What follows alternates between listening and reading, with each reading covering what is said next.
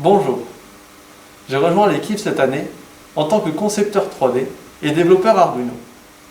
Mon rôle a été de concevoir et d'imprimer des objets en 3 dimensions. Dans un premier temps, j'ai créé une coque permettant d'accueillir la technologie IBC pour Intra-Body Communication, développée par mes camarades. Puis dans un second temps, j'ai créé une barrière levante permettant d'obtenir une action concrète, observable, lorsqu'une transaction est validée par le dispositif IBC. L'idée générale était de rendre plus efficiente la partie démonstrative du projet, pour se rapprocher au plus d'une situation d'usage réel. Concernant la coque de smartphone, quelles étaient les contraintes? La première contrainte était que la coque soit adaptée au modèle qui nous a été offert par la société NXP, le Xiaomi 6.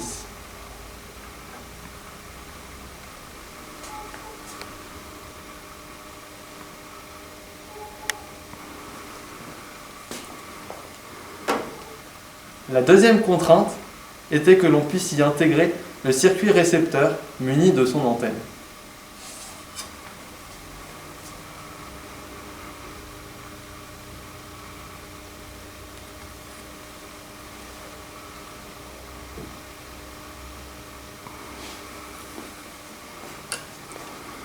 La troisième contrainte était de pouvoir relier le téléphone au circuit récepteur. Pour cela, nous avons créé une extension dans la partie inférieure de la coque qui permet d'accueillir un connecteur de type USB-C.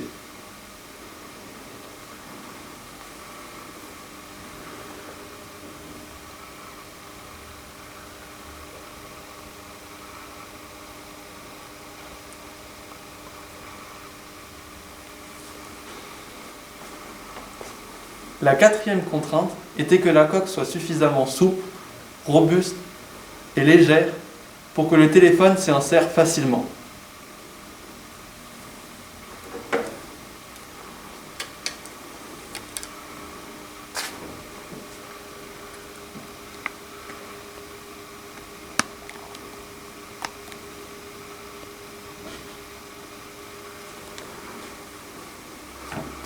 Pour cela, elle a été imprimée dans une matière souple appelée polyuréthane élastomère. Concernant la maquette, le but était de créer un dispositif permettant d'ouvrir puis fermer la barrière lorsqu'une transaction est validée.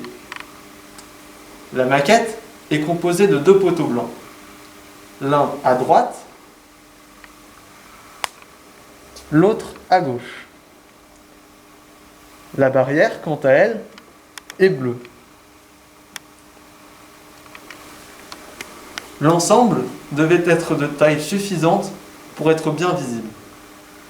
Pour cela, j'ai créé une barrière de 30 cm de long et des poteaux de 20 cm de haut. Le poteau de droite dispose d'un servomoteur qui lui permet de lever ou de baisser la barrière. Pour que la barrière puisse tourner, il a été nécessaire d'y créer une encoche afin qu'elle ne bloque pas contre le poteau.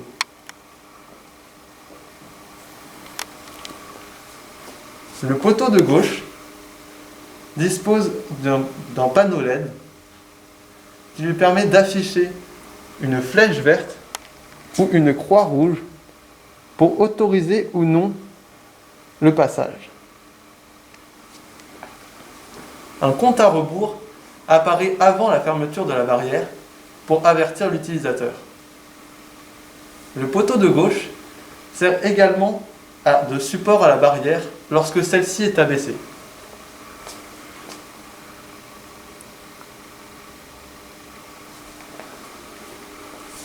Sur la partie arrière, chaque barrière dispose d'une extension qui lui permet d'être fixée à la planche de bois qui sert de support à l'ensemble du modèle.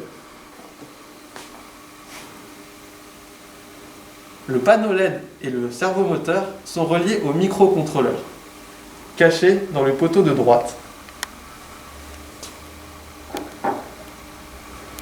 Ce poteau est creux, tout comme cette barrière.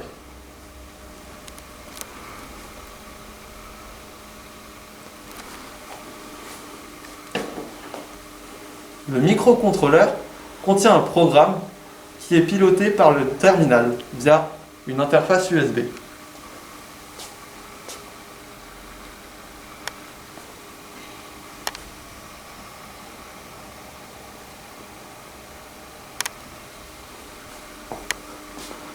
Autrement dit, le terminal envoie ses ordres et le microcontrôleur les exécute. Voici une démonstration.